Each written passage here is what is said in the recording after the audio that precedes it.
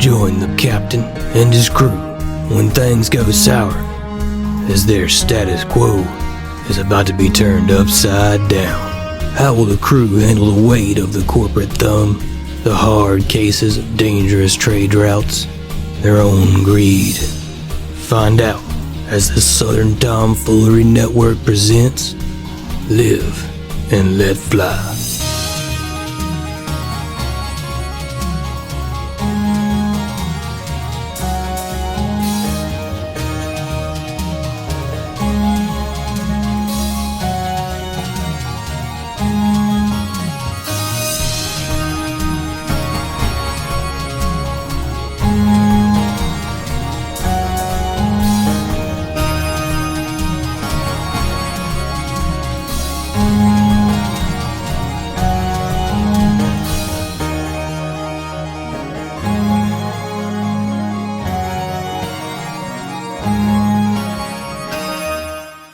Welcome back to the Live and Let Fly podcast.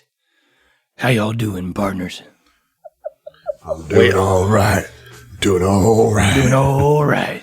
Just Not rustled up feeling some too good grub. myself. Excuse me. I'm sorry. I had something stuck in my throat. Same. I'm doing all right. Came back in from smoking half a pack of cigarettes. Yeah. Gotta get my voice right. You like my narrator voice.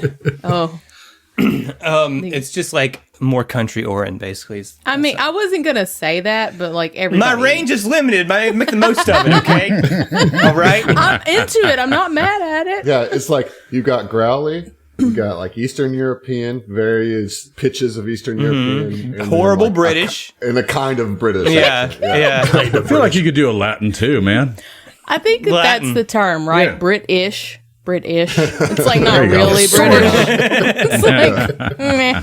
All right, Well, well, y'all are more than welcome to vaguely run this UK. AP yourselves, No, okay? thank you. All right? No, No. I like poking you. Like, All right, this guys, is- let's this is good. go. We're gonna go kill some hobgoblins. We're gonna get a take this revolution to the next level.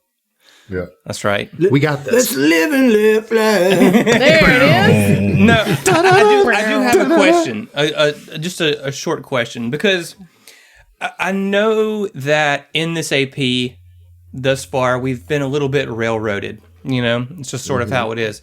So I was just curious, like, what do you guys think that there's a certain level of buy-in required in order to run an AP versus a homebrew? Run Like- or play? Both. Be involved in, yes, play, Yeah. all right? Play. Take part in. Right, because, like, there's a lot of things in an AP is written that if I were to have my way, I'd be like, no, fuck this, I'm out. But then the AP is over with. Like, Yeah. there's a lot for sure. in a written AP that is contingent upon you doing or upon you, biting the hook. It is Right? a Like, social if you contract. don't, it's over with, right? So Yeah. do you think that that's okay? Do you think that it's okay to, suspend disbelief, if you will, in order to move the plot along? I'd say it's not only okay, but it's almost expected. At With an what AP, Emily's yeah. getting at. Yeah. Is, Yeah. that social contract is that we're here to play a game together and Specifically intentionally set game. trying to, not even necessarily trying to break the game, but just being like, yeah, no, my character wouldn't do that. It turns Yeah. into, Yeah. okay, well, then what are you doing? Yeah. You know? Right. Yeah, right. I'm going to play an adventure with a character who doesn't like adventuring. Right. Yeah. Yeah. Who refuses to go on adventures? So here's the thing, Zach. I think it's obvious that we all, at least as a cast, Yeah. certainly agree with that sentiment. I mean, that's reflected over all the various APs that Sure. we've played and recorded. But one of the things that gets tricky is that I'm finding, at least now as a player on an AP, is not knowing what You're supposed to the do. railroad is Yeah. supposed to be. Yeah. And Which like path- sometimes what the like path is. yeah, sometimes like accidentally like really butting up hard against what you're supposed to do because you got it in your mind that this is how it's supposed to go. So that can be difficult at times to kind of suss out what that is. But to that point, when we decided to do this adventure, we all made characters that were going to be working class characters that wanted to do working class jobs. Like as opposed to having characters who had no interest in being delivery, pilots, Out or, of the you box know, adventurers, you know. Well, yeah, Killers, if you yeah, will. like I didn't make somebody who has ambitions to be a steward for live and let or for fly free or die. I mean, that just, you know, like it doesn't apply. I love to that. this I love that adventure. we have so expertly named our podcast that people, I know. including us, forget what the AP is and what the show's name is. That's why I just have named it Live versus Fly. Live versus Fly. Wow. Live versus Live and let Fly. Fleur. It gets worse every time you say it. Every time. That's how I do. Exactly. No, but I think so. To Adam's point, I think the last couple episodes definitely were a showcase of that, of trying to figure out sort of how to balance our characters who are obviously intending to be, you know, just working class citizens, and the sort of rise above that nature of challenges that have been sort of thrown at them. So I think this is a very interesting AP just because of what we've already sort of had to deal with. So I mean, I do feel the railroadiness of it, but also it's an AP. So like that's kind of its purpose, especially early on. Right. Yeah. So- That's kind of what was my point is that I think that very early on, it is fairly on rails, and I think that if you're not as a player willing to buy into that, then you probably don't need to play an AP, right? Like you need somebody to homebrew you something where you can go. Well, if I may, I don't necessarily think it's that black and white either, because like, yeah, I totally agree with what you're saying. Like your typical AP that may have a little bit of railroading from the get-go. Yeah, you need to make characters that can find a reason to do that. I think the answer to that is obviously a resounding yes. But I mean, people who create these games like also have kind of an in-between ground in that there are APs that are much more sandboxy, you know, like you have a halfway point with like, we're doing an AP, you need to be able to, you know, have a reason to get behind the setup or whatever, but very quickly it's going to become a big sandbox. So you have a lot more freedom to kind of figure out where you want to go from there.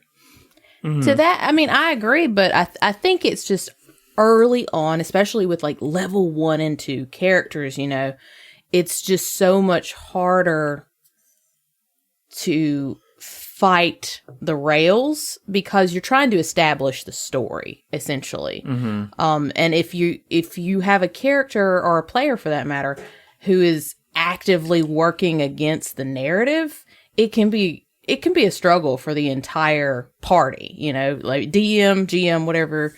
Cause then it's kind of like, oh, I don't want to do that. I'm like, well, I guess we'll just Why are go you fuck here? ourselves. Yeah. I mean, like, I don't think there's anything wrong with being on the rails, for one. You know, we talked about this in GM Happy Hour a while back. This whole conversation, we spent an hour talking about it, Well, right? So, like, yeah. But like, I think that there's a misconception that rails are bad. What's bad is taking away player agency. And I don't think that that's exclusive from being on the rails. I think you can still have plenty of agency while still being on plot rails. You know what I mean? The difficulty with this particular adventure is that we've been given clear-cut instructions from people who we assume are our quest givers, you know, Tarika and the various people that we pick up stuff from, and then been put in situations where it's impossible for us to carry out the quest, which then puts us in this stage of like, well, what the fuck are we supposed to do? You know, which is obviously very intentional. Yeah. Very intentional Right. from the AP, but like that has been a particular challenge to this AP is that like we get very clear cut railroad instructions. This is what you're supposed to do. Take this from point A to point B. It's like, that's what you do. And then we get to point B twice now. And point B is like, I've never even heard of point A. You know what I'm saying? Like, Point so A sounds sus. then I'm like, well, wait, where are the rails? You know, like, did we get run over by the train? A couple Couple stops back. Yes, you Yeah. did. To short Yes, we answer, did. yes. Yes. I don't know, but like, I mean, I know I'm not the only person who's heard of tables who you start out doing an AP and then 5 sessions in, now your whole party is just running a tavern, and you've stopped playing the AP, and you're just Well, that's a whole you're different entrepreneurs mentality now or whatever, right? Yeah, I think if the table wants that, Yeah. then cool, Yeah. roll with it. You know what I mean? I would say that our particular table is a little different because we are running a show, not just our game. So I think that we do, at least in most ways, try to stick to the general narrative just because we want to present the AP to our listeners as well as enjoy the AP. Right, But yeah. if that's your jam, if that's your table, go run a tavern, baby. More power Well, to you. that being said, for the sake of the GMs too, like, yeah, it's cool if you want to, derail and go do your own thing, but then the GM has to have all the time in the world to like respond Yeah. and create that, and we don't have that Yeah. time because we're so busy with all the different shows we're putting on in our real lives and everything that we're doing. Like Zach, Emily has no time to homebrew for us. Why would she even do that? Oh wait, she does that for us every month. But like even that, we pretty much agree to just go wherever Emily's going to take us in Hacky Sack Heroes, because like what we don't have time for is, okay, well, I've planned for us all to go this way, and now you guys are going the other way, and I have to create a whole new thread and world. It's, the reality is we don't have time to entertain that. Right. Because we're too busy fucking with doors. Yeah. Right. Well, We gotta Truly. deal with doors, all right? Yeah, so to Emily's point, I think with us doing a show, right? Like if we bill ourselves, hey, we're running Live and Let Fly podcast, or the Fly Free or Die AP, right? Flick, flight, floop. Got him. So wait, Yeah, which the- was the show? Which one's the AP? If we say, hey, we're running Fly Free or Die, and then 5 sessions in, y'all were like, man, you know what? Fuck Edge Corp, and you like quit and you go start a bar in Absalom Station. Right. Well, that's false advertising, frankly. Right. Well, and that's the kind of thing that outside of the pressure of running a show could be a lot of fun. And honestly, like, fuck Edge Corp, like they're terrible. But I mean, with that as many of these conversations, go, I kind of always conclude with like, well, that just requires a certain level of communication beforehand with your party. Like, are you guys, like, is your table the kind of table that finds a lot of fun in kind of derailing and taking a lot of time and doing other unexpected things? There's nothing wrong with that, but you guys need to know that that's a possibility going into it. You know, just as with all things, like, it requires a certain level of trust and a certain level of patience with each other that comes from a session zero, I 100% agree. And on that very fantastic, succinct note, Heath, I think we need to get into the episode here, right? Oh, yeah. Sure. Oh, yeah. This is not a Tom Talks as much as it feels like one right now. Welcome to session 0. Live and let fly. Or flea, fly, floop. Flip, flip, flip. Look, old Tom is just always working. He's No Like, doubt. anything can be a short Tom Talks. Absolutely. Hey, man, you're never working if you're doing, like, stuff. Doing your love stuff. Communications degree. Communications degree. I mean, you got them there. You do it so well. You communicated your point, Emily. I'm proud of you. Speaking of, let's let Zach communicate. Yep. No, Good I setup want for to. Emily, Let's Emily. play. Look, what is that? Is that Emily. Starfinder? I see. why don't you use your communications degree to catch the listeners up to speed? It's been 2 whole weeks Oh, Lord. since they've heard on what happened last time. I picked on Heath before. It's your turn. All right, so last time on Dragon Ball Z. there were dogs. And Dogs. but no, yeah, some dogs got out and started attacking this nice Sheeran looking individual, and we saved them. And then the dogs died. We killed the dogs. The hobgoblin dogs. Hobhounds, indeed. That one's Yep. what is pretty sure that's what I said. Semantics. And then the hobgoblin guards were like, "Oh, okay. Well, we'll take this duder that you saved back into custody now." And execute him. They didn't say that, They did. Yeah, but we absolutely talked did. him out of it, Oh, okay. That's true. didn't we? I say we, the royal we? Isn't Right. like also the royal y'all? He's like, no, but like, royal let's make y'all. sure it's me. It's me, though. Yeah, It's it me, definitely was me. And me though. That is that's true though. That's a thing that happens in Southern dialects. The royal y'all. I've never heard it called that before, but it's Oh, perfect. baby. You're welcome. It's my favorite Steely Dan album. And then it looks like there's a hobgoblin person that maybe maybe Vincent's All right, so John, talking to? what happened at the very end of last week's that one. episode? So after the fight, we were all going to start loading cargo, and we came across we were approached by an individual who had a Dwarvish dialect. I think you said spoke Dwarven? Correct. Yeah. Correct. And I can't quite remember what he said. Oh my God! He We're going leaned to start in, a revolution, no, hold on, guys. he Come leaned on, in real close, That's what we're real doing. We're gonna close, start a and said, revolution. "Hail Hydra." No. Close. Yeah.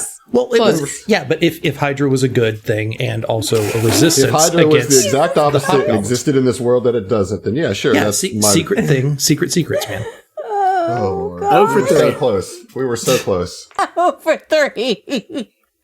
You were approached by a hobgoblin trooper who Right. spoke in Dwarvish to you and hinted that it would be a real shame if all of these weapons that you're transporting. That's right. Wait, That's so right. it was a hobgoblin who said that? That part I missed. I thought it was one of the prisoners, a dwarvish It was prisoner. a hobgoblin trooper. Oh, okay, cool. That makes it easier for us to make this happen. We've got somebody on the inside. Hail Hydra. Well, there may be details that you don't fully understand, but I will say we've got it 100%. yeah, okay, figured you're out. right. You're right. Yep. I will We haven't say, been wrong about anything so John, far. or Vincent, rather, you would recognize the quality of this dwarven speech was such that you don't really think that a hobgoblin could have imitated it, let's say. However, you see before you a hobgoblin trooper. Reptoid. Right. And the last thing he said to you was, it'd be a real shame if those weapons ended up in the hands of the resistance, eh? Thanks for not chasing me past that second door in the bar. Since it's the gnome that we chased. Yeah. Okay, so Vincent is going to squint his eyes at that, and this is going to be a couple of rolls. Do you want to roll a perception check? Yes, I will roll a perception check, but I really want to roll a sense motive on this shit. Okay. All right. So roll them both. I will. That is an 18 on the die for a 19. On the perception, Yeah, on the perception, yeah. That's a slamming perception check right there. something seeing. seems a little strange, but you can't put your finger on it. Okay. How about the sense motive? Let's get that sense motive. Not one, so 2. You can't call it, man. I can't call it? Okay, so he's gonna have to treat this as if, like, he can't put his finger on this. So he's like, it would be a shame. Let's make sure that they're not here, right? Right, mate. Yeah, right. Yeah, of course. can I But he help you with winks something? at you, and he winks at you. Okay, can I do another fucking roll? Is it a sexy wink? Is it a sexy wink? No. Hey, can I roll sense motive again? It's a very sexy wink, I Josh. don't think that's how that works. Ooh, nice. Thank you. Here's my question: would Morgan have noticed? I mean, any of this? yeah, y'all look. This I mean, you said whispered. I didn't know. Like, right. right. You might not have heard what he said, but you can clearly see Vincent talking with this hobgoblin trooper.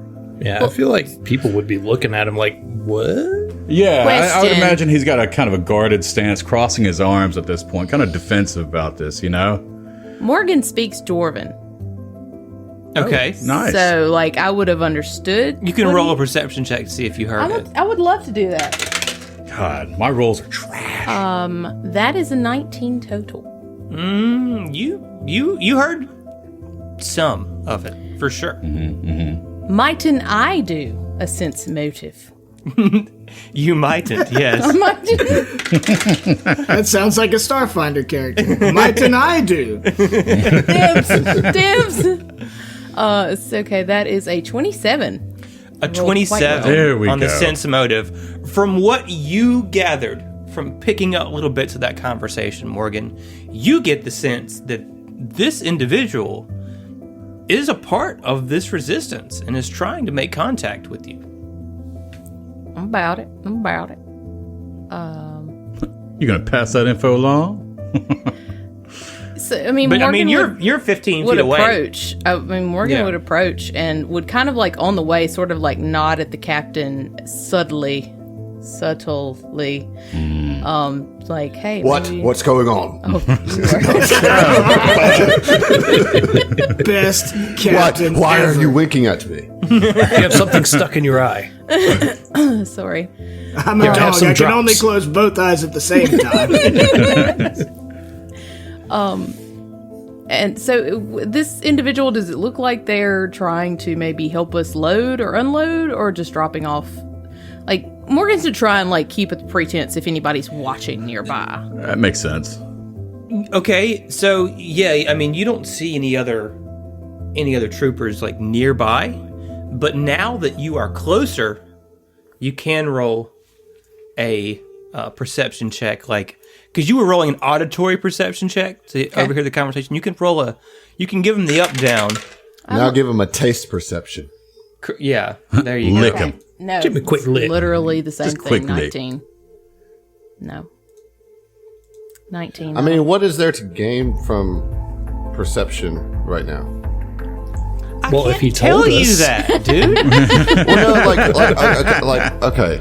I know that was a silly question, but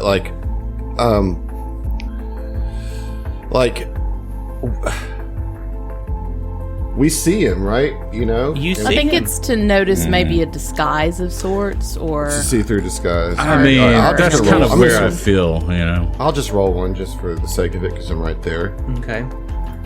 That's all right. Well, never mind. Forget it. No. I mean, that's a 5 total, so I don't even know it's a hobgoblin. No. You got a pretty good What idea. is this foul creature? Okay, but I mean, yeah, that's where we are, right? So Morgan and Roland and Vincent. It looks like Gadrick. Are you walking up on this procedure? yeah. Gadrick was walking up, and if that box isn't too tall, wants to like hop up and sit on it. Okay. So if Sure. Gadrick's sitting on a box, kind of, I guess, at eye level with Morgan and Roland now, and just like kind of watching this play out, not understanding anything that's being said in Dwarven. so to that. Once they kind of like get closer, Morgan would in Dwarven say to the hobgoblin, you know, like, "Hello, friend. How can we help you?" And would kind of quirk eyebrow just a little bit, like, "I'm on the level." So. Again, I'm seeing something happening with your eye, Morgan. Captain, stop. No, wait, just wait. Gives that Lucille Are blue y'all flank. right here? Not sure you're all right in the head, if you know what I mean. You're talking to yourselves and all kinds of crazy stuff. Well, we're seeing a hobo talking dwarven here. This is quite strange indeed. And then the hobgoblin will switch to speaking in common. Is this better? Can you understand me better now, everyone? Well, yeah, now I can. Appreciate it. And he looks around at you, Gadrick, and So- gives you a nod. How can we help you? Well, I want to know why you're so damn friendly. You're actually, you seem to be somewhat nice. Like, hell of a lot better than everyone else we dealt with around here. And he just suspicious. You're making me suspicious. And he sort of just like sighs and is like, well, if it isn't obvious by now, I'm not actually a hobgoblin, yeah? Whoa, hold on, what? Really? I know bloody bonds, mate. Yeah, mate. I'll like look at the crew and I'll be like, perhaps we should let Morgan handle the conversation from here. Mr. Not Hobgoblin, if you would, My name's please- Vogue, but keep it down. Vogue. Okay.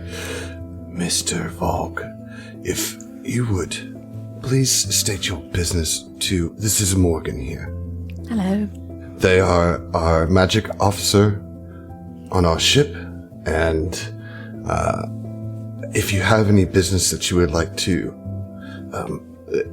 explain to us, we would be more than happy to help you in any situation. Right. Well, it's pretty obvious that you're all carrying guns for the authority. Am I right, mate? It's right. Yes. The Resistance needs your help, yeah? Basically, you can see what's going on here.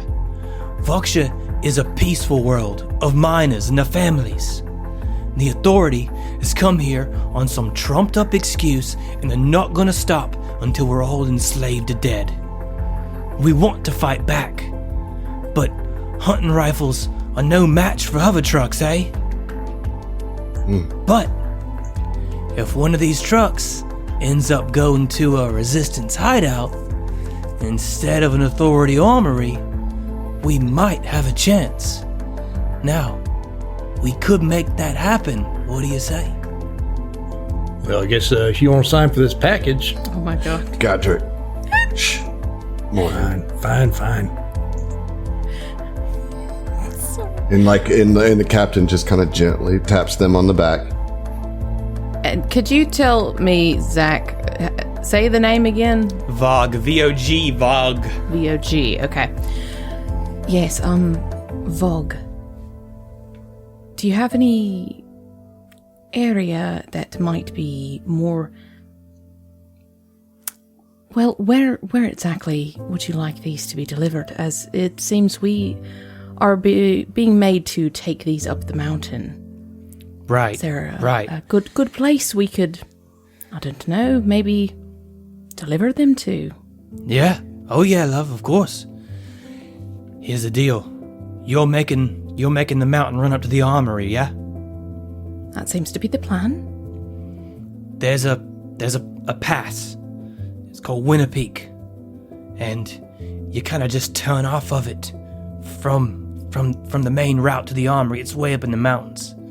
But if you take that Winter Peak run, you'll end up right near a resistance hideout. It'd be a perfect drop spot. Okay. I know we've gotten so far okayness from this cat, but can I do another sense motive or anything just to make See sure if they're lying or anything? Yeah, just make sure everything's on the up and up. You I'd know, like to also, yeah. just for like sure, a double man. check. Yeah. I don't think was a 14's gonna anybody cut it. aiding me, or is that a thing you can do? You can't do that with sense motive, no. That's not gonna be great. That's only an 18. Well, I'll tell you, you don't get the sense that Vogue is spinning a yarn here, you know? And I mean, from everything that he's told you, he sounds genuine. Emily, take the adventure hook. I'm sorry, It's a damn. social contract. I'm just kidding. No, Morgan would kind of nod and would look around to the group and just kind of say, are we all amenable to this? After all the things that we've seen here at this place, I would assume that we were all on the same track, but you know what they say about assuming, Captain. Morgan, give us just a moment, Vogue. And, Nods. Captain pulls Morgan to the side and says, Morgan, I trust your intuition.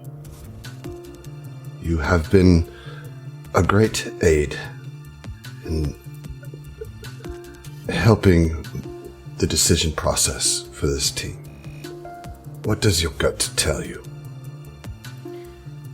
Vogue doesn't seem to offer us any ill will, and they seem to be very genuine in their efforts to help this resistance. And to be honest, Captain, if there's anything that we can do to assist or to even hinder these oppressors, that's what I want to do. That's what I believe we can do with this offer. I just don't want to get us killed or fired, for that matter. I suppose that'd be bad too. I am less concerned these days with being fired. Yeah. I have been questioning EdgeCorp's policies and procedures as of late, as I am sure that you have as well. I am also in agreement that if we can help these people, we should. I imagine that Tia would also be on board with this plan. I know that you have spoken to Vincent. Do you feel that he would be on board with this as well? I think that one is as gruff as one can be, but underneath it all, I think he's got a good heart, and I think that he could be swayed to our side, I suppose. Roland just looks over over Morgan's shoulder to Gadrick and just like gives a thumbs up, a thumbs down, like does the thumbs up, thumbs down, like with a questioning eyebrow to Gadrick. You into this? Yeah, Gadrick, twirling his mustache with one hand, gives a big old thumbs up with the other. Nice. All right. Then, Morgan, if you would have it, I would like to have you take point on this. I will be right there behind you for any assistance that you might need. I will be keeping my eyes peeled, but I think it's about time that we put some of your skills to work. And Morgan just like perks up, and they are just ecstatic and say, Captain, it would be my absolute honor.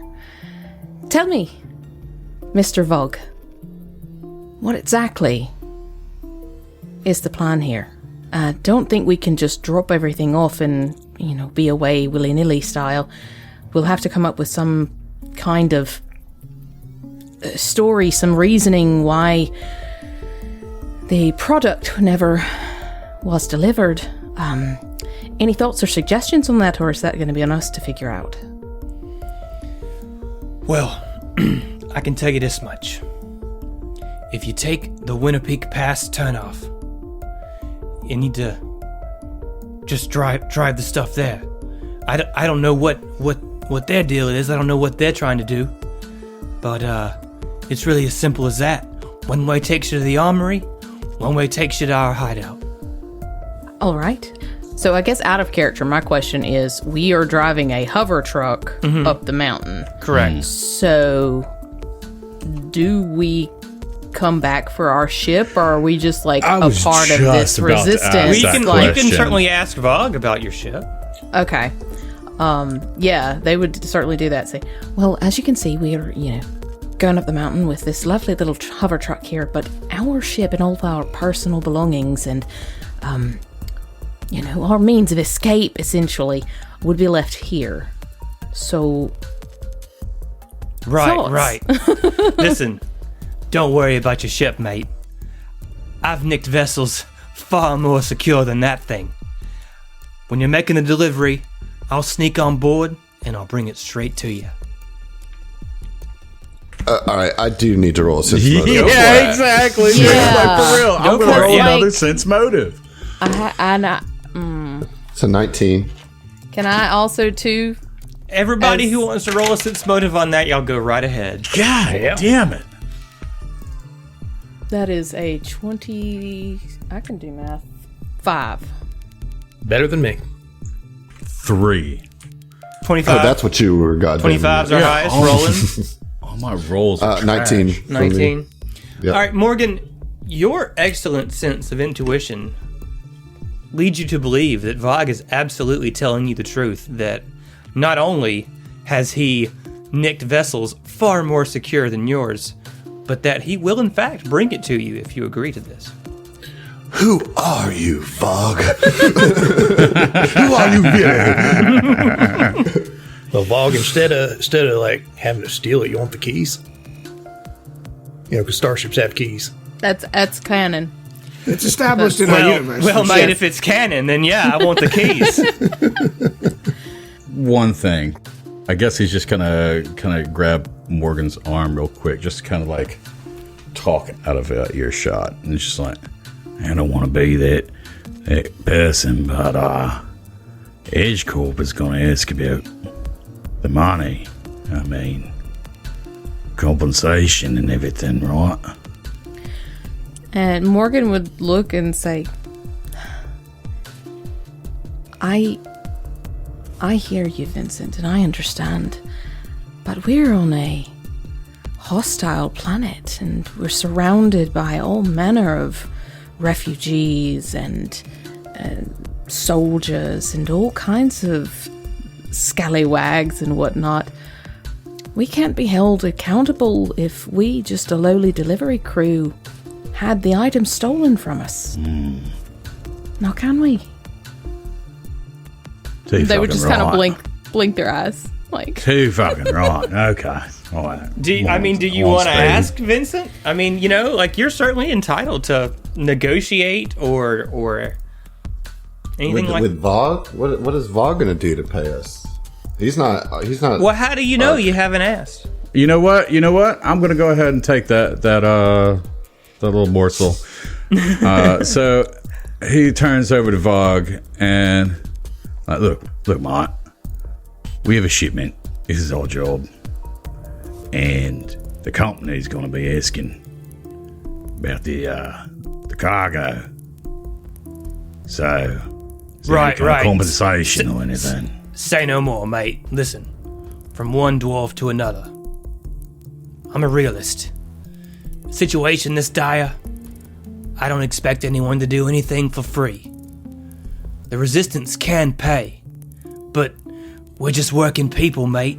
We're not some star-spanning corporation or a conquering empire. We'll give you what we can, though. That's more than enough for me. What say you, Captain? I don't like it. Here. Okay, so out of character, here's what I'm struggling with, and maybe Zach, you can kind of help get me focused here. But the job was for us to deliver these weapons from the Drow to the Hobgoblins. Correct. Right? Yeah. And the Hobgoblins, this army that we're about to, pull a fast one over, is the one that's supposed to pay us. So regardless of the money, we're not going to have completed the job as it's stated. You know what I mean? And we're certainly not going to get the amount of money that we were supposed to. Nor do I really like the idea of taking resources from this rebellion, to give to Edge Corp. It is of my mind that us making the decision to do this is basically putting the nail in the coffin of our jobs at Edge Corp. That's what it sounds like. We're not completing another mission that we were given, unless the details of the contract changed at the last mile, and our shit got quote hijacked by the Resistance or by some hostile force. I hear you. In most logical situations, I would agree with you. However, that's exactly what happened with the last shipment. Right. And we were in trouble for it and got sent here as punishment. So, at this point, for me, Edge Corp and making sure that we complete the contract for the sake of Edge Corp is just not an option if we're going to agree to help the Resistance. Yeah. We're either going to take these weapons to the Hobgoblins to where they want us to take them, or we're making a decision to piss off Edge Corp again. And Roland is now of the mind to where he's, he was really gung-ho about trying to be a good captain for Edge Corp and and work his way up the ladder. But as is tradition in his life, things change, and he's not with it anymore. And what he has found is that this crew doing the right thing is something that he can actually commit to. It's like the first thing that he's found that he feels like he might actually be able to commit to for a long term. And so he's like done with Edge Corp. Not in the sense like he's going to quit, but he's not. I'm not worried about the ramifications. He's not worried about the ramifications anymore. He's going to do what's right. Well, first of all, Adam, I want you to take an inspiration for that, man. That was inspiring, dude. Thanks. Now, you certainly can tell Vogue that. You don't have to tell Vogue that. No. You know? No, he wouldn't tell. That's way too personal for him to tell Vogue that. But I'm telling you guys as players, and I'll eventually tell you guys as characters too. But it just doesn't seem appropriate right now. Well, to your point, Adam, I don't have any interest. And granted, I'm playing Tia, who is the most on board with helping the resistance. Fuck these guys. I don't have any interest in taking a dime from the resistance. Like, because they need everything they can get to even with the guns and stuff. Like, there's no guarantee that whatever conflict they have is a success. And they could still get beat. And to that, like, if we are like not actively going to be going against Edge Corp, if we're not actively saying fuck this job and going outie, like, I think we need to lean into we got jacked. And if we receive payment, then that goes against that story that we've come up with. Okay, fair. See, to that, that's good. I'm also kind of take his job and shook. Yeah, I mean, yeah. But I don't have a lot of interest in the hijack story, just because I don't want to make the resistance look like, a bunch of lawless, bloodthirsty criminals. Like, no, they're people fighting for their very existence. Like, I mean, we don't have to blame them for hijacking it. We can say the Hobgoblin. Basically, that's what is happening to us. Like, they took our shit. Themselves are breaking the terms of contract and hijacking it for we're being forced to do a thing by them. Exactly. Right. Well, and I'm of the mind, like, whatever iota you may have of hesitance about helping the resistance, like, Tia would be the first one to inform you that, like, we may go and drop this off for the people that we're supposed to and still not get paid and still get killed. Like, that's what Roland thinks, for sure. It's highly unlikely that if we chose not to help the resistance, that this thing goes off without a hitch. So that's my secondary question that I was going to bring up. As I was thinking about picking up our ship or whatever, like, why wouldn't he get shot down? You know what I'm saying? Like, what we were just because he's the best damn pilot anybody's ever seen. Okay, so not the best damn pilot, but he's a hobgoblin, so he's just taking their stuff. Yeah. Okay, all right. That's where I was like, well, that's a inconsistency. I do think you should ask him in character where we're going to meet him. That is to get back on our ship. Yeah. Vogue, I think you procuring our ship for us and bringing it to. Well, actually, that's a good question. Where exactly would you be meeting us with our ship once this delivery is completed? At the Resistance hideout. Oh, okay. We'll go in the same place then. Lovely. All right. Yeah. That's the idea, right? It's real easy to find if you know where you're looking. We turn left instead of right. Take the Winter Peak Pass cutoff, and then when you see an old cabin, that's how you know you're close. Just follow the road, and you can't miss it. If you go past the Jesus Save sign, you've gone too far. You've gone too far. All right. It's the only other road on the whole planet. I have no idea how they haven't found us. Any other questions or thoughts, crew? Yeah. Well, apologies for the suspicions, mate. This place is chockers with hobos, so can't too be too fucking cautious. right, mate. Too fucking right. Well, cheers for the chin work, mate. What? Can't keep up with the Australian slang, Some dude. of those words. What's the combination of the slang and the like low gruff voice? Yeah. So like whenever you jump into some Aussie slang, it just sounds like it. Oh yeah, yeah. Right. I do think we should probably start loading so we don't bring any suspicion. Yeah, to us. for real. Yeah. We're all kind of like circled around this one hobgoblin. To you be know? fair, It's just like, we're catching our breath. Okay, we just finished dealing with doggos. Speaking of, we need to deal with Mantis. Oh yeah. Yes, please. So real quick. Yeah. Oh, go ahead, Eve. Yeah, go Well, I was gonna say, as far as that's concerned, it's frustrating. The rules as they are for healing a drone, because you can do heal drone once per day, and that's 10% until you get the feat for it. But then you can, on short rests, when you spend your resolve, do another 10% of the drone. But that's 1 HP, per short rest. Per resolve. Yeah. Per resolve. However, because I was like looking it up, and there is argument. There's a bit of a debate over whether you could use engineering to like spend time and use engineering to give your stamina back. And like, what is the debate for that?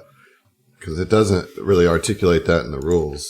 Right. Well, the debate for it is that it is a piece of machinery.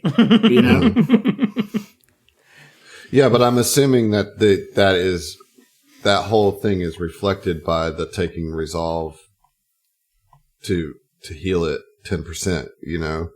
Sure. Like it's kind of a multifaceted debate because if a drone is destroyed, it takes 24 hours and you can completely reconstruct a new drone, max HP. So there's some vagary on whether you could, if a drone wasn't destroyed but brought down to like 1 HP or whatever, instead of having to fully destroy it yourself and build a new drone, if you could take 24 hours to just repair it up all the way. Because it doesn't say, but a lot of people are like, well, it doesn't make sense that you wouldn't be able to.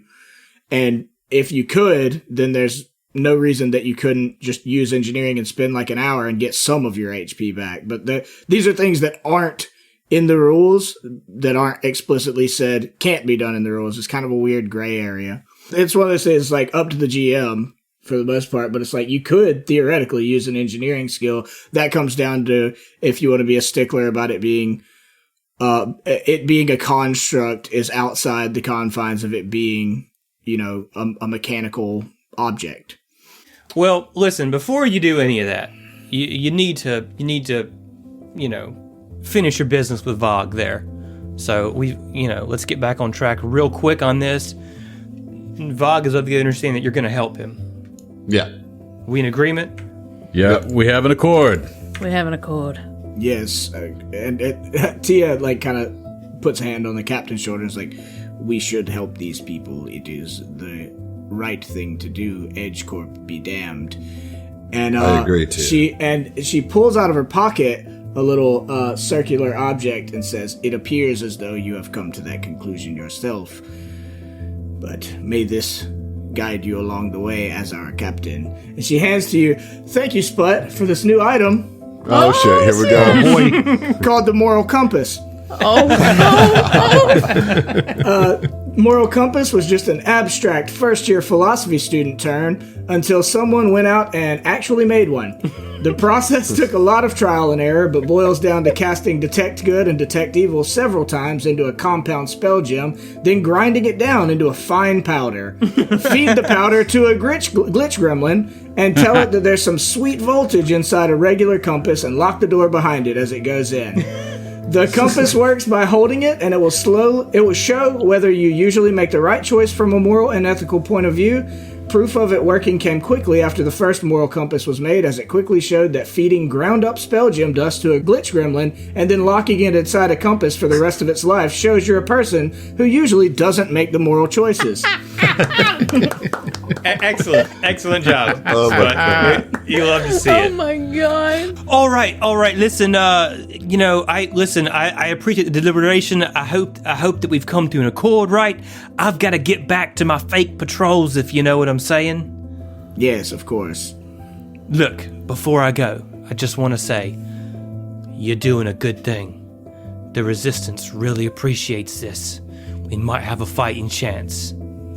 Hey, Vogue, before you go, you got a name for us or code name or anything for who we're supposed to meet when we get there? No, mate. You can make up one if you want to, but No, take not the for Winter us. Peak Who pass. are we supposed to meet? Is there a contact there, or will you be there by the time we reach? I'm gonna try to get there by the time you get there. But if I'm not there, you need to talk to a human woman. Just an inhuman Named woman? Sedona. Her She's name, not a human. Her name is Anya. Anya? Anya. Okay. That seriously sounds like a setup for like A joke, a bad a joke. Yeah. On your dick. Anya's nuts. No. My moral compass is spinning wildly. Yeah, and she, as Tia points out, based on the rough coordinates we have, if you notice, the arrow points directly to the hideout. Yeah, that's it. Nailed it. Remember. It's my object. I determine how it works. All right, I gotta go. Y'all some All right, chatty. we'll see y'all ya. some chatty Cathys. I'll tell you what. Remember, Winter Peak Pass, old cabin. I'll meet you there. And All right. Vogue turns around Yeah. and leaves. Is he saying Winter Peak or Winnipeg? I thought Winnipeg. Winnipeg. Is it not Winnipeg? Winter Peak. Winter Oh, Peak. okay. Winter Peak. Winter Peak. Okay. How did he know my middle name was Kathy? Well, that's canon now. Gadrick Kathy Tasker. Can I call you Kathy from now on? Let me go ahead and edit my character sheet to add that in. Yep. Yeah. Official. Born with the last name Griffin, but he changed it. It's spelled Qathy. Yes. Space Kathy. Space Space Kathy. Kathy. Yeah. All right. So, let's real quick. Has everyone taken a short rest? Have you taken a short rest already after the last I encounter? have. Yeah. Mhm. Yeah. Okay. So let's deal with Tia and Mantis, right? So in the short rest, you do get the one free HP, right? Back to Mantis. Well, I would get one free from being able to repair it, and then using a short rest, I could spend a resolve to get another HP. Do you want to do that? I mean, yeah. Okay. Which would put it at 2. Okay. Now, roll an engineering check. Okay, so, yeah, I mean, 26. Okay. That's a pretty good roll. So what I'm going to do is I'm going to roll this D8 and let Tia restore that many 5. Not bad. Damn, nice. Not bad. Okay. So Mantis has 7 HP. Does Mantis even have 7 HP? 10 total. 10 total. Okay. Well, hey, look. Which I know we're kind of like in some weird in between homebrew and rules situation.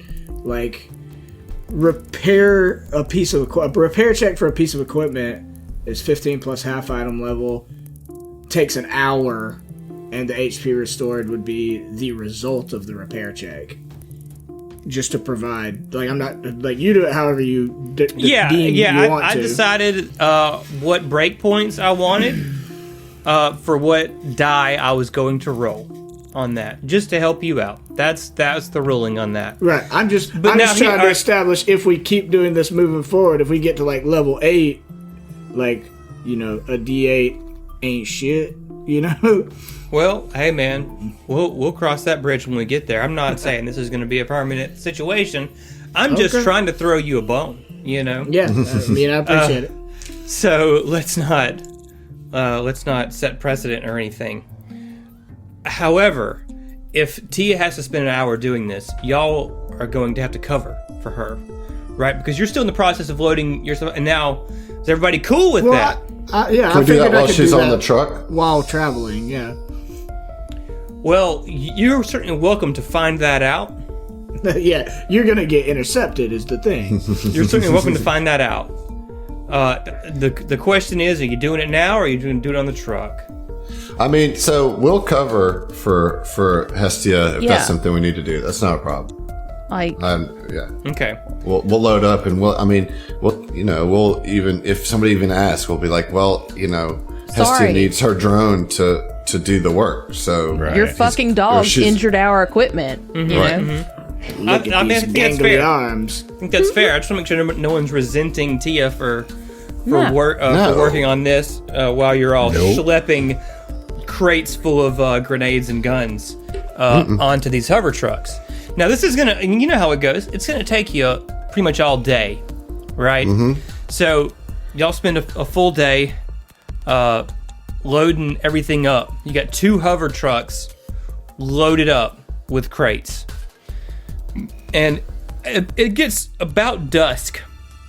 And around that time, as soon as, not long after you've gotten everything loaded up and you're kind of relaxing for a second, you see in the distance Quartermaster Sebe heading your way with a group of 6 hobgoblin soldiers in tow. And she arrives up to you and she says, "Oh, good, you got it loaded up. It's about time to leave. A member of my squad can drive the second truck," and she points at the second truck. "But you'll be in the lead with a couple of my troopers to give you directions. If there's any trouble along the way, they'll know what to do." And then she points at a female hobgoblin. "This is Glocka." And then a male hobgoblin and Shank. And they both, nod at you. And, all right, load up. I just imagine if this was an anime, it'd be like, "This is Glocka, blap blap, and this is shit." Yeah. All right. Yeah, I mean, we load in. Okay. So, 4 hobgoblin troopers all load into the cab of the second truck. And Glocka will get into the back seat, like driver's side back seat of your truck. Shank will jump on the back, kind of on the trailer itself. So the way this hover truck is set up, you can have a driver, you can have a passenger, and you can have up to 3 people in the back. Only 2 because you got Glocka there, and then and anybody else has to ride on the trailer. So how do y'all want to do that? I'm assuming Gadrick's going to pilot the Kathy. hover truck. Kathy. It's his middle name. How dare you? Kathy. Only my mama calls me Kathy. Gadrick, Kathy Griffin, Tosca. So yeah. So what's our seating arrangement look like? I think I want to be on the back. I think that makes the most sense. So On the back? I got to think. So like as we, get the deal here and we're about to load up, telepathically, Hestia would say, which I think with limited telepathy, you can send it out to like your whole party. It just says it's difficult to hold a conversation with as many people as it normally is difficult to hold a conversation with. So she kind of sends out to the party, is like, "I hope you all realize to get to the hideout, we are going to have to subdue these guards and eliminate them. So, Roland's like, yes, I mean, anyway, so perhaps we should position ourselves in the most tactically advantageous way to do so." yeah, that's what I was thinking. I think if I'm on the back, I could at least, I have probably an ability to push or trip this person off the back. One of the hobgoblins, So I'm wondering if I should be in the passenger seat.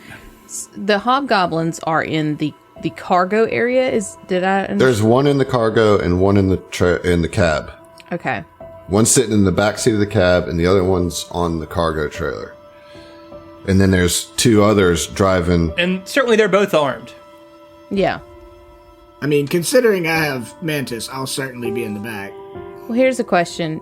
Can we see, like, from the truck into the cargo? Is there, like, windows? Like, from the cab into the trailer? There's a window, but it's not like I just want to know if you I'd have can't like line of open the sight. window. Yeah, I just want line of sight. I don't need to shoot through it. Now, I mean, it's going to be difficult to fully see because you know the whole back of the cab is like stocked with Yeah. with boxes, crates.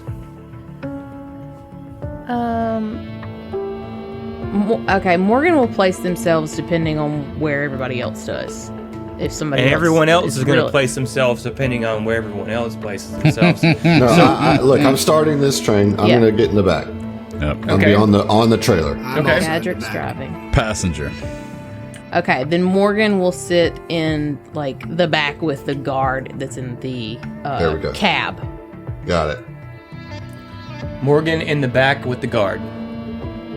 Yep. So Morgan and Vincent are in the cab. Well, also Gadrick obviously is driving the truck, and then Hestia and Roland on the trailer. So Vincent in passenger seat. Yeah. Okay. All right. I think we've accounted for everybody. I had to double check. All right. So Well, where's Mantis? in the back with Hestia. Is that a real question? On his lap. I mean, I'm just asking. I'm just checking. Dang. I accounted for that as well. We're good there. So everyone loads up. You know, the troop of hobgoblins in the other truck follow behind you. Gadrick, you crank it up. You start heading. Glocka points at you and says, "Follow the road. We'll tell you when to turn off." All right. And so you all load up and you start taking off, right?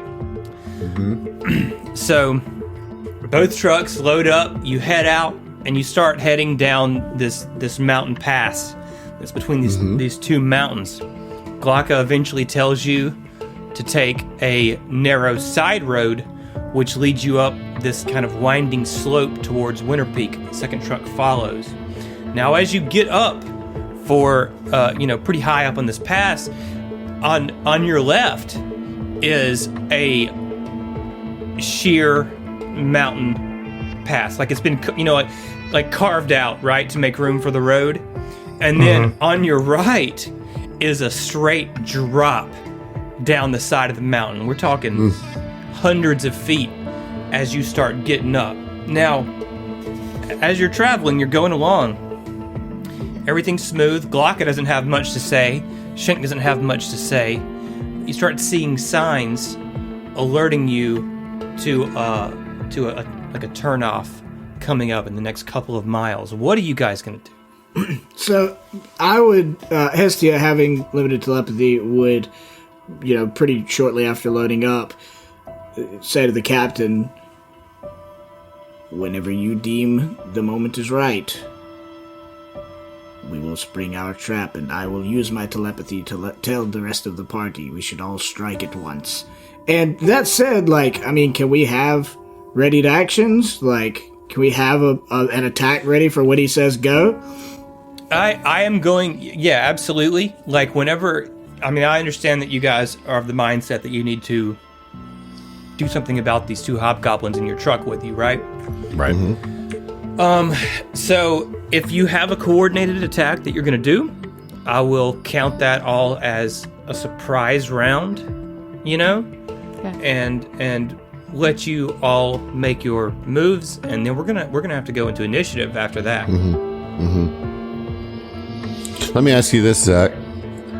Is it possible for Tia and or Mantis to aid me in a combat maneuver to shove?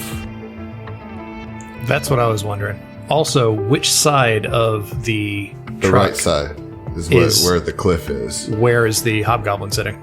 Yeah. Is Morgan on the back passenger, or is the goblin on the back passenger side? In the cab. In both hobgoblins are on the left side, so right there they're not up against the Well, drop shit. off. They're up against the the mountain wall. Isn't that convenient? Damn. Tricksy hobgoblins. I answered my own question. I looked it up. Yeah, it's Aid Another seems to only apply to skill checks. So Really? Interesting. Okay. You got a D30? I do. I do. It's probably a good time to use it. Yeah. All right. So that is what I want to do is, as we're getting to the pass, I want to push the hobgoblin on the back off the truck, thus off the cliff. That is what I would like to do. So can I counter? I think it's probably a better idea to try to kill him quickly so that they don't see a body fall off the side of the truck, so we maybe don't alert the truck behind us. Well, they're going to see us do that too, right? Yeah, they're gonna see us make the turn, right? No, we're going to not take the care of turn this we're before we concerned make the about. turn. Yeah, we're going to do this before we make the turn. Gotcha. Is there enough cover from the cargo to Obscure. obscure us if we're in a fight? Like, are they all standing on top of it? Are we talking like top of a train fight situation here? Or Y'all are gonna have to be standing somewhere on the trailer that is not covered with boxes. Okay, I understand. I get that. Yeah. But you tell us, Yeah, like- you got to let us know what the scenario is here as far as the back of the trailer, because the main question is, we're on the back of the trailer. There's a truck behind us. Can we see the eyes of the people driving the truck behind us from where we are on the trailer? Yeah, you can. So they can see us. Yeah. Then. Yeah. So then that's just something that's just it. I feel you, because it's going to be much more likely that we can kill them in the old-fashioned way with regular combat and not using a combat maneuver at level 2 without any kind of feats to make it possible. Right. But I just feel like that's what I want to do, because if we could do it, then that's one gone like that. Like, once we do this, we're engaged with not only the one in the cabin, but the two behind us too. Yeah. You know what I mean? Like, question: Can you get out of the cab and onto the trailer? No. Like, not even if we attempted some kind of fun flippy-do maneuver? You gonna fall off this truck.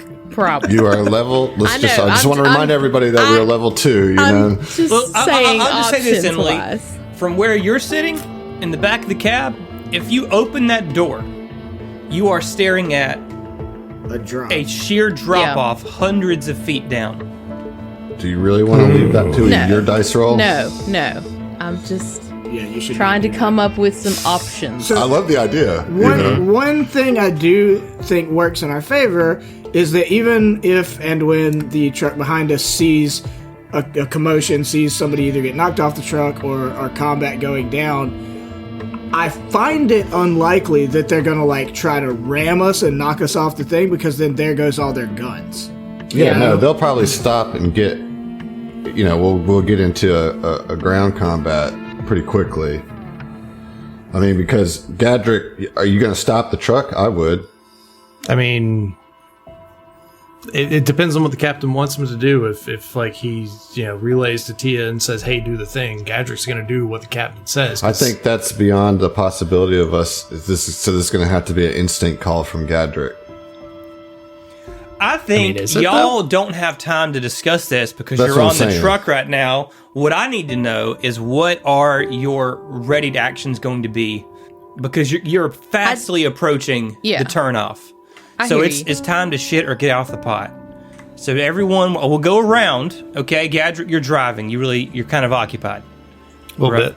A little bit. I mean, can he drive and still pull his pistol out and try and take a shot, or is that outside of the realm of a level 2 character? on this very narrow mountain pass, you're taking a huge risk by doing something like that, bro. Then he's not going to do that. Would you do that in real life? Is my question. No. With a hobgoblin there and being held at gunpoint and all this stuff, yeah, probably. Honestly, I personally would take the risk, but also, real life, it takes one bullet to kill somebody. And also, he's in control of the vehicle, so Right. it's not like I mean, I don't know. I don't think it's that he's crazy got for him to pull more out his pressing sidearm. issue than the rest of us. You know, we got free Yeah, hands. so basically what Gadrick's going to do, he's going to make the call, stop the truck, and immediately pull his sidearm and start firing. And I don't know if there's a way to incorporate that into a trick attack or not. If there is, then he'd do that. Well, he can't do a surprise with full action and a surprise round. So. Right. So I think what you can basically do is stop the truck and pull your sidearm out, all as part of one move action. You know, I think that's basically what you can do. I think I'm going to go for the shove. That's what I'm going to do. Bold move. You're going to go for the shove. Yep. Okay. Bold Vincent. as always, Adam. Vincent is going to unclip the little button on the holster, and he's going to draw to fire for his ready action. Okay. Is he sitting next to him in the back seat, or is he sitting in the front seat, or what? Can you Back seat. describe back seat? Okay, all right. Yeah, backseat with Morgan. No, Morgan is on the clip. the No, I thought you hobgoblin. meant the hobgoblin. Vincent's in the passenger seat. Mm-hmm. In the front passenger seat. In the front passenger seat. Okay. Yeah. Okay. So he wants to be able to turn around and fire just whenever as his ready action. Come. Morgan casts Daze. Morgan's going to daze. Yeah, gonna try to. Okay. CR3. So, we'll see. So, you're cruising along. The second truck is keeping very close behind you. The turn's coming up. If you want to go to the armory, you'll go left. If you want to head towards the resistance, you'll go right. So you got just a few seconds before this turn is coming up. Everyone, let's get your readied actions. Let's go. All right, so I guess Gadrick's going to start by pulling off to the right, slamming There's on the brakes. nowhere to pull off to, bro. No. I mean, like, taking the right path. The one towards the resistance camp. Like, directing the truck in that way, slamming on the brakes, and pulling a sidearm. Okay, as soon as you try to slam on brakes, the second truck bumps you, and you keep moving forward. Holds the brakes down best he can. And your trailer starts getting kind of wobbly. In fact, everyone on the back is going to be flat-footed. But you realize very quickly... Including the person I'm going to shove? Including the person you're going to shove, yes. That's what I'm talking about. But you realize, Gadrick, that if you actually stop this vehicle, that they will run you off the road and off the side of this cliff. Then Gadrick guns it and keeps going. Okay. And again, is directing it towards the resistance camp. As part of that, was I able to like, kind of slyly or not so slyly, I don't know, draw my sidearm or the pistol that I have? You can draw, but you're not going to be able to fire it, right? Because like Right. Sure. You certainly, you got one hand on the wheel and one hand holding your pistol at this point in time. Got one hand in my pocket, the other one smoking a cigarette. Yep, absolutely. All right, so Vincent, what are you doing?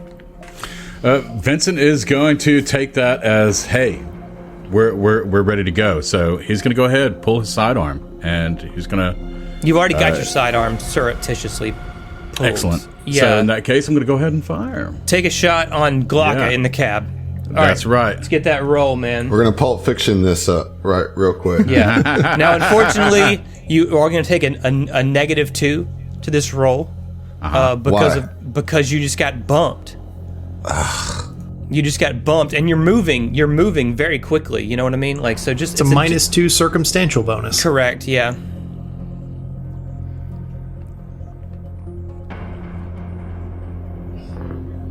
Come on, John. Come on, John. We need a good roll from you right here.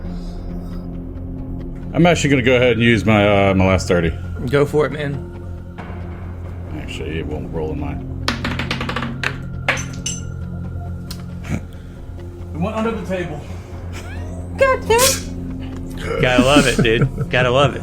Well, it's round edged. All right, so that is going to be a 22 on the die. 22. That's a hit, man. How much for? Get it. That is going to be Come on, buddy. Come on. That's max. So that's gonna be 6. That's gonna be 6. Nice. How much? 6. 6. 6 It's a solid. damage. It's a solid hit. Okay. Morgan, you're gonna attempt to daze. I'm gonna try to. So Okay. that's gonna be a will save for you. Okay. DC 12. It's a 15. Neato. So fail on the daze. Well, tried it. All right. We're gonna go. So Roland in the back, right? You're about 20 feet away from the goblin, from the hobgoblin in the back, and you got a few boxes to hurdle over if you want to get into melee range.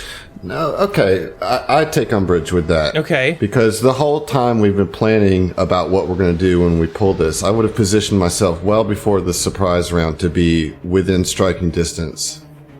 That's To do- you this know is- what? this is- That's fair. That's fair. I'll give you that. That's All right. absolutely fair.